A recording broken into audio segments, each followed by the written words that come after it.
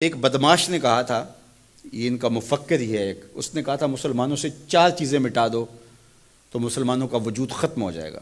4 چیزیں جب تک ان کے اندر ہیں یہ کبھی مٹ نہیں سکتے۔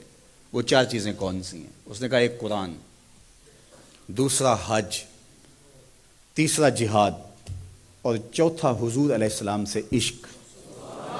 یہ 4 چیزیں اگر مسلمانوں سے ختم کر دی جائیں تو ان کا وجود توڑ کے رکھ دیا جائے گا۔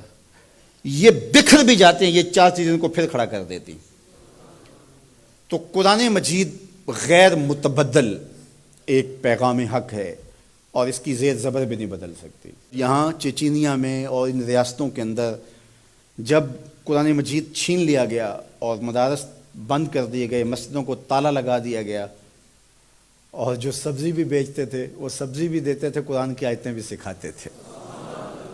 گھر کے اندر ماں جو ہے وہ کپڑے بھی سیتی تھی اور ساتھ بچے کو بیٹھ کے قرآن مجید حفظ بھی کرواتی تھی۔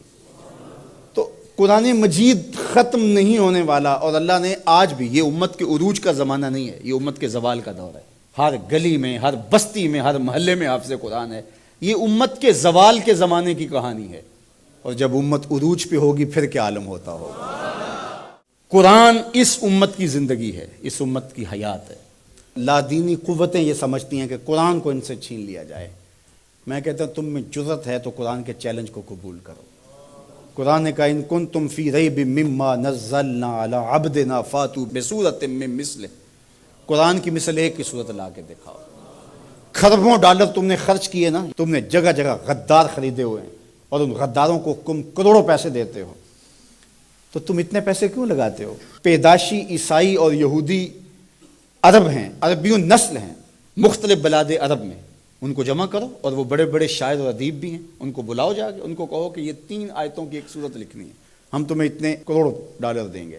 لیکن تیرے سامنے یوں دبے لچے فصحا عرب کے بڑے بڑے، کوئی جانے کہ منہ میں زبان نہیں بلکہ جسم میں جان ہے۔ قرآن کی مثل نہیں لا سکے، اور قرآن کہتا ہے فَإِن لَمْ تَفْعَلُوا وَلَن تَفْعَلُوا، اگر نہیں لا سکے تو کبھی بھی نہیں لا سکو گے۔ یہ قرآن کا چیلنج ہے، اور یہ کسی بند کمرے میں نہیں دیا، یہ کھلی کتاب میں چیلنج آج بھی موجود ہے۔ جو وکیل بحث نہ کر سکے وہ گالیاں دینا شروع کر دیتا ہے۔ پرے پنچایت میں آپ نے بھی دیکھا ہوگا کہ جو جھوٹا پڑ رہا ہو وہ آگے سے گالیاں دینا شروع کر، لڑائی شروع کر دیتا ہے۔ یہ جو ناروے میں واقعہ ہوا ہے، یہ جھوٹے لوگ ہیں۔ اگر تمہارے میں ہمت ہوتی، تمہارے میں دم ہوتا تو قرآن کی مثل لاؤ نا، 3 آیتیں لاؤ۔ لیکن یہ آگ لگانے کا مطلب کیا ہے؟ آگ لگانے کا مطلب کہ تم اپنی شکست تسلیم کر رہے ہو کہ ہم اس کتاب کا مقابلہ نہیں کر سکتے، اس لیے گندگی اور غلاظت پہ اتر آئے ہو اور قرآن مجید کے نسخے کو آگ لگانا جانتے ہو۔ اور میاں تم کسی نسخے کو تو آگ لگا لو گے، لیکن جو روحوں پہ لکھا ہوا ہے اس کو آگ کیسے لگاؤ گے؟ اور علماء نے کہا ہے کہ جب قرآن مجید کو کوئی آگ لگائے یا اس کو پھینک دے تو وہ لفظ پھینکتا ہے، نور اڑ جاتا ہے اس کا۔ قرآن اللہ کی کتاب ہے، اللہ اس کی حفاظت کرتا ہے۔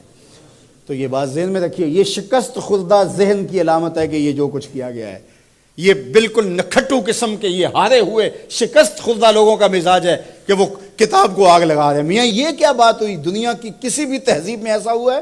کوئی بھی دانشور ایسا کرتا ہے؟ تمہارے میں دم ہے، جرأت ہے تو اس کتاب کا مقابلہ کر کے دکھاؤ، اور تم نہیں کر سکتے اور کبھی بھی نہیں کر سکتے۔ اور یہ قرآن کا چیلنج 14 صدیوں سے موجود ہے۔ بڑے بڑے اہل سخن اس زمانے میں تھے جن کے سخن کا طوطی بولتا تھا، اور جو قادر الکلام شاعر اور ادیب اور فلسفی جو ہے وہ فصحا کہلاتے تھے، لیکن قرآن کا مثل وہ بھی نہیں لا سکے۔ تم کس کھیت کی مولی ہو؟ تو قرآن کل بھی چمکتا تھا، قرآن آج بھی چمکتا ہے، اور قرآن کے اجالے اور قرآن کی روشنیاں باقی رہیں گی۔ تو صاحب یہ بات ذہن میں رکھیے کہ اس کتاب سے ہمیں زندگی ملے گی، کتاب سے کبھی بھی دور نہ ہونا۔ چاہے 2 رکوع روزانہ قرآن مجید کی تلاوت معمول زندگی بنا لو، تمہارا کوئی دن قرآن کی تلاوت کے بغیر نہ گزرے۔ قرآن دن کے اجالوں میں اور رات کی تنہائیوں میں پڑھو، قرآن کے ساتھ جڑ جاؤ۔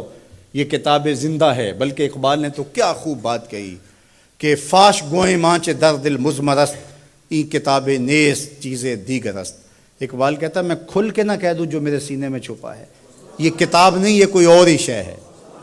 یہ اللہ کی وہ لٹکتی ہوئی رسی ہے جس کا ایک سرا تمہارے ہاتھ میں ہے، دوسرا سرا اللہ کے دست قدرت میں ہے۔ اس کتاب سے جڑ جاؤ۔